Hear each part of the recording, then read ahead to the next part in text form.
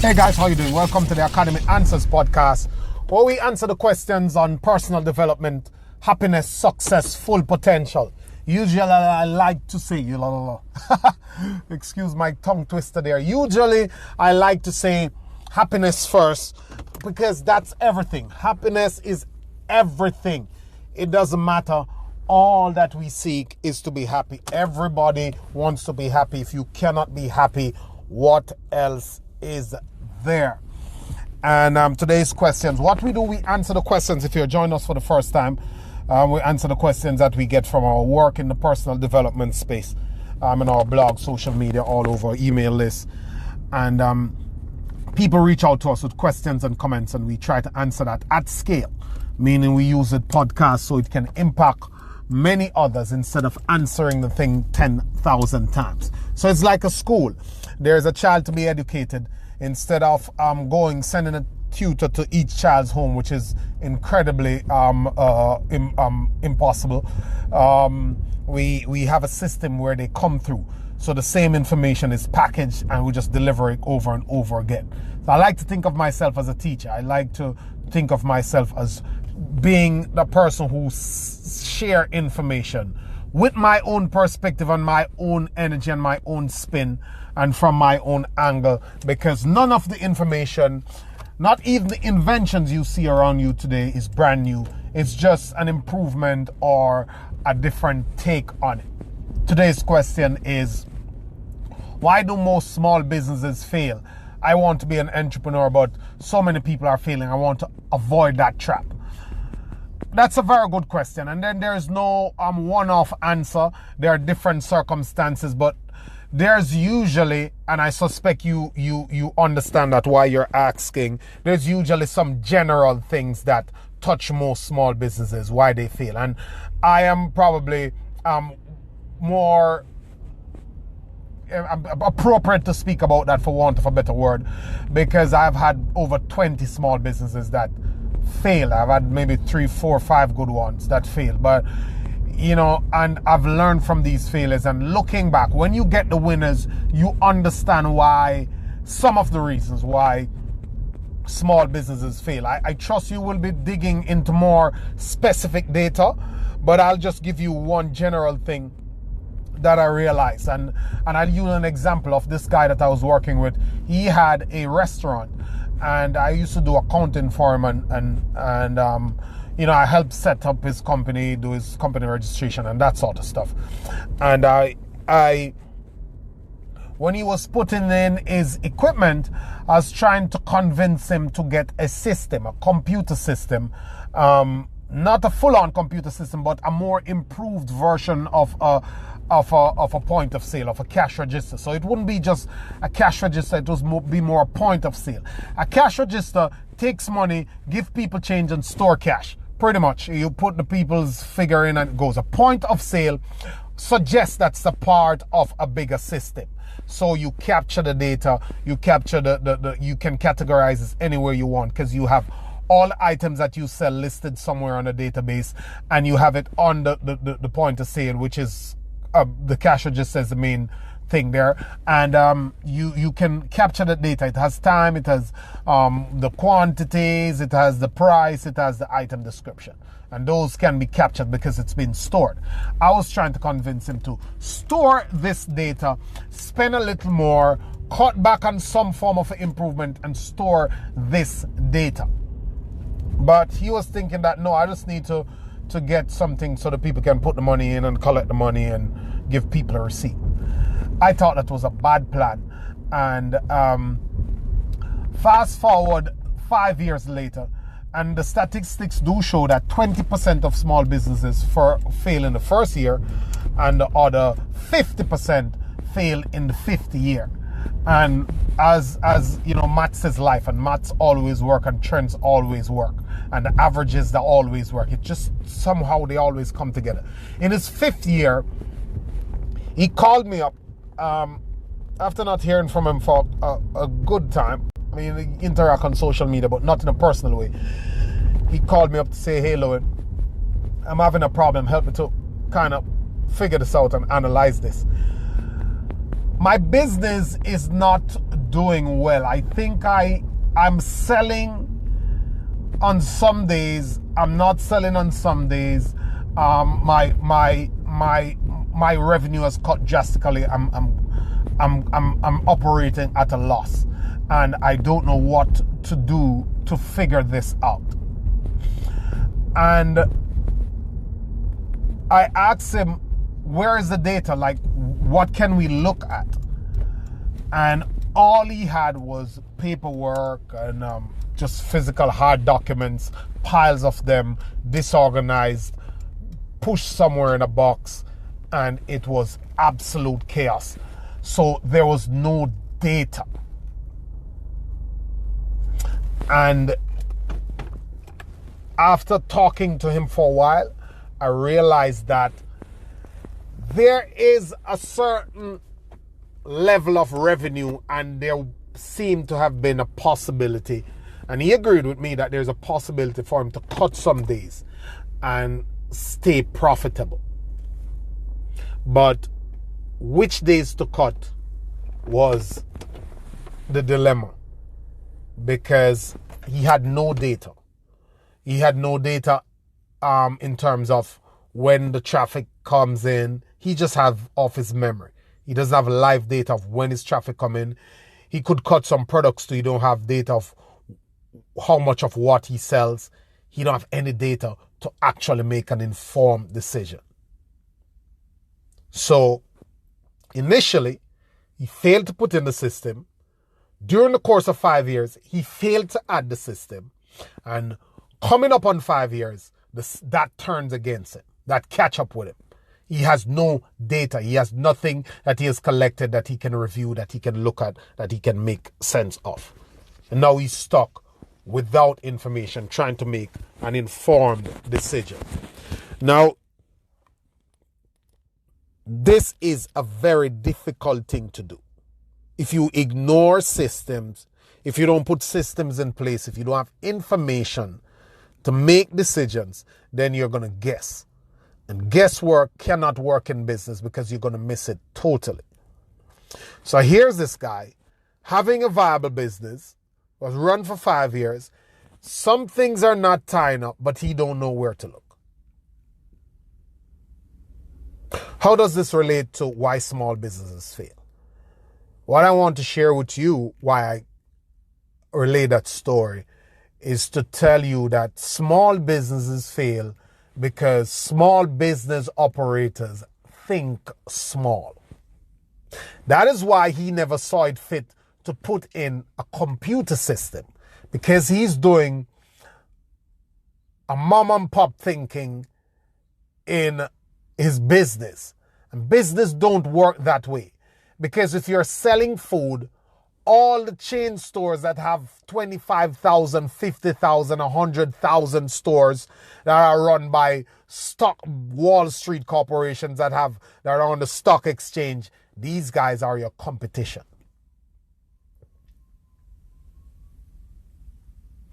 And they're not playing small.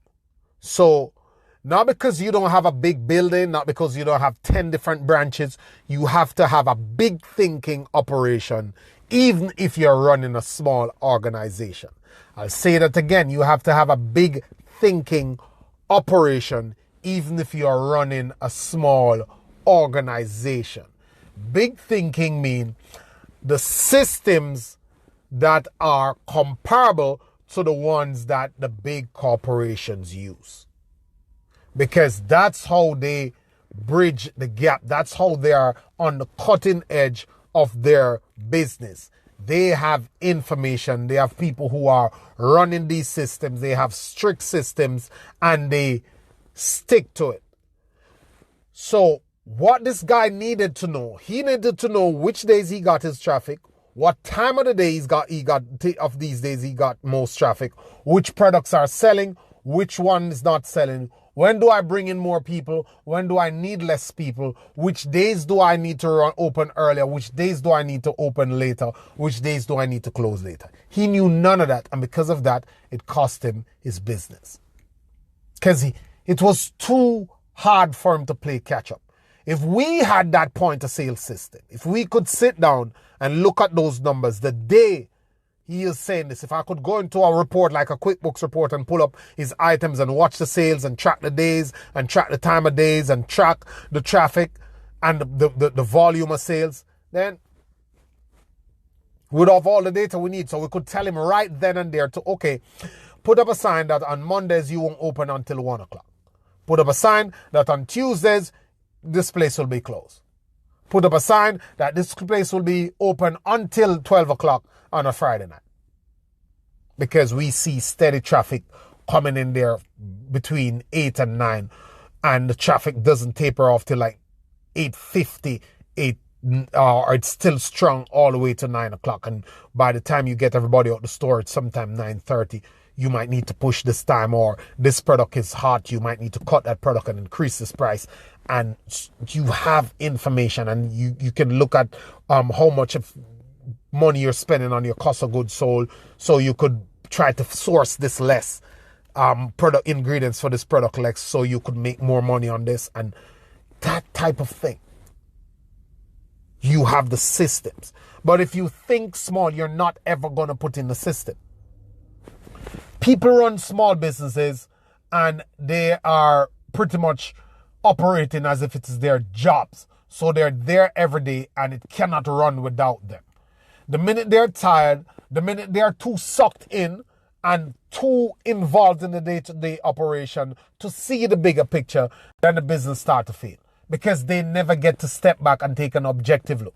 They have to be there late at night, early in the morning, all day, running around, fixing this, fixing that, out in small fires, dealing with customers, dealing with staff, dealing with production problems, dealing with machinery issues, and they're dealing with everything except the growth aspect of their business, except the metrics that is going to help them to compete. And if you're not looking at those, it's just a matter of time before somebody come and take it away from you. But if you have to be there counting the money, depositing the money, buying the goods, making sure everybody's doing the thing right, then you won't. So what I often said to my friend who runs a business, I said to him that, look, put up an ad, interview some guys that used to work at one of these big chain places. Let them come in, pay them the money, close to or equal to what they earn from these people. No matter how expensive you think it is, because right now you're losing more than you would be gaining by having somebody who understands this. And don't overthink the hiring process. You don't have to overthink it. Just go about, spend a week, checking the place you stop and you eat and where you shop, and you scout, headhunt. You see somebody in there moving, operating at a certain way, go in there another 2 weeks and see if that's the norm, see if that's how they work, and tell them to call you. Most of the people are unhappy with their jobs. Take them from the place. And go around and headhunt the people that you want. You see people with excellent customer service skills who are always working, who are always there, who treat you well, who when you go into the store they're attentive, who working hard, who always look good, who always have a positive attitude. Make them an offer. And get the right team. So small businesses don't do that because they're too small in their thinking. They're thinking that I can do it all. And if you tell them that, well, you know, I just pay myself $1,000. Why am I going to pay this guy $3,000? That's your problem. You're thinking small because you're thinking in relation to the amount that you have to spend, but you're not thinking in relation to how much you're losing. Why not spend $3,000 and increase your revenue by $8,000? You're worried because you're going to spend the $3,000 in January and you're not going to see the $8,000 until June. It's the same reason why you don't advertise, because you're worried that if you spend $10,000 on advertising in January and you don't see an increase in revenue by $10,000 at the end of January, you've lost your money. You're not understanding that you apportion out these things and expense it towards the balance sheet for the entire year, because this sits there and the advertising never goes away because you're still reaping the benefit. It's not a linear stuff. It doesn't go binary 1 and 1. So small businesses fail because people think small. Guy who thinks small looks at the things around him and he's like, wow, look at this building. Wonder how these guys build this stuff, man. Boy, these guys are amazing. People are so awesome. Like, gee, how are these people so talented? And they fail to realize or to comprehend or to understand that they can go in their kitchen and cook something because they're gifted to cook and they have a passion for cooking, and to cook something that this same guy who built the building would eat and say, oh my God, I'd pay $200 a plate for this any day because this guy is great. How does he make it so well? So you're looking at somebody's greatness and you're not seeing your own greatness in your own niche. You're looking at LeBron, you're looking at Steph Curry, you're looking at all these guys, Kobe, Jordan, you're looking at Messi, you're looking at Serena, you're looking at Kevin Hart, you're looking at Oprah, you're looking at all these other authors, J.K. Rowling, and you're looking at how they're winning in their field. And you're not realizing that these people look up to other people who win in many other fields. And you just need to master your field and win in it. Think big and do it well. You will never go big if you continue to think small. You first need to get in a big game or understand that the game you're in is a big game. The guy who's running a taxi on the road, he's going around doing his taxi, running up and down on this thing for how many years? He's good. He's going on, making money. And then all of a sudden there's Uber, there's Lyft, there's car service, there's a whole bunch of stuff. The car service that's running between this place, I used to pay $20 to travel 3 miles. Now Uber does it for $7. Oof. A whole section of that industry is out. Small thinkers. Okay, look at Airbnb. Airbnb has come and disrupted a good portion of the big hotel chains. But are they out of the game? No. They're still filling their rooms all year round. They're still getting their share of the market. And they still are able to respond to the competition. Because they are thinking big and they are playing big. When you play big, you can stand up to your competition. If you don't play big, your competition will wipe you out. It's a big game. You can always have room to maneuver when you're playing big because you're going to make the money to have the resources and you're going to have the information to make the informed decision. So you cannot win in this environment, in this global environment, playing small. Everybody's your competition. If you're a printer here and you're a local printer and people used to run into your stuff, somebody's going to pop up on their Facebook and say, hey, look, I'll print your stuff for $10 less or $20 less and I give it free shipping to you too and I deliver it to you tomorrow morning. Poof! There goes your business. So many people not lost this. So many people miss that because they're playing small. Playing small means you're not watching trends. You don't look at current market conditions. Your head is so deep down in the business that a guy come, build a platform, build a physical place next to you or just up the road, and it is even after 10 months when your business is running totally flat, you don't even know what's happening around you. Because you're not even informed. You're not abreast of what's going on. You don't know the new technology. You're not going to seminars. You're not reading books. You're not going to functions. You're not doing going to the local chamber of commerce. You don't know anything because you're too tired. You're too frustrated. You're too overworked. You're too overwhelmed to stop to look at these things. Why? Because you're thinking small. You're thinking that you can do everything and you don't need this and you don't need that. You just collect the money and buy the things and resell and fire the people and hire the people and run behind them.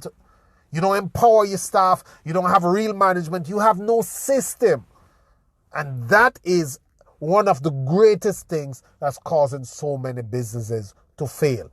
Owners running themselves thin, trying to keep up with the business and never building teams and systems to run the thing for them.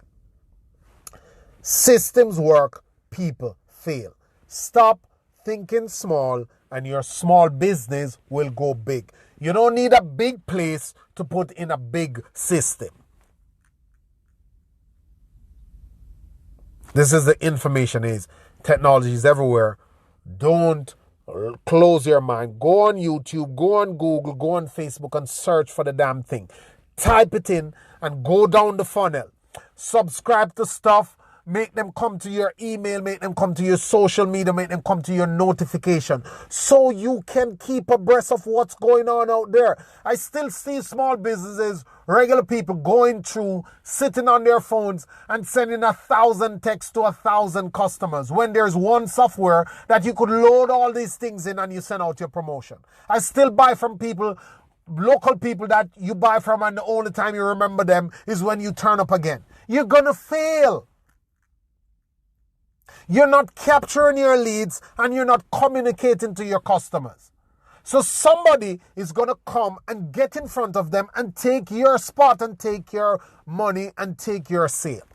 It's as simple as that, because you're not growing, because you don't know anything. Oh, I can't use the computer. I don't understand the internet. It's for young kids. Well, information is a commodity. You want to go on and do that? See what legacy you leave. You want to work until you're 70, breaking your back, and then the thing disappear in front of you? That's what you want to do? Well, do that. Because that is why so many local people are failing. They won't improve, they won't put systems in, and they won't educate themselves and grow. They won't get training, they won't retool, they won't improve anything. That's why the doctors, a bunch of them know nothing. Because all the things that have improved and taken on, they're still doing that same old thing from school. And people are online solving people's problem, and you're stuck in your office and you're wondering why you're not getting enough clients. All sorts of people do it. Educated, uneducated, not so educated, high school graduates, college graduates, university graduates, Ivy League students doing the same old thing. Being stuck, thinking that learning is a part of life and not a way of life. Getting something, sitting cushy in their little comfortable spot, don't want to grow, don't want to improve, and thinking that it's all planned out for them because they have already done the work. So the school and the academic accolades is the prize. Once we've gotten it, it's done. The work has just begun, my friend. Life is about growth. The essence of life is growth. So if you don't think in a growth way and don't have a growth mindset, and if you don't put big systems and big thinking into small places, then that small places will keep shrinking and keep shrinking until it disappears. That's my word to you today. Always a pleasure. Thank you so much. Have a good one.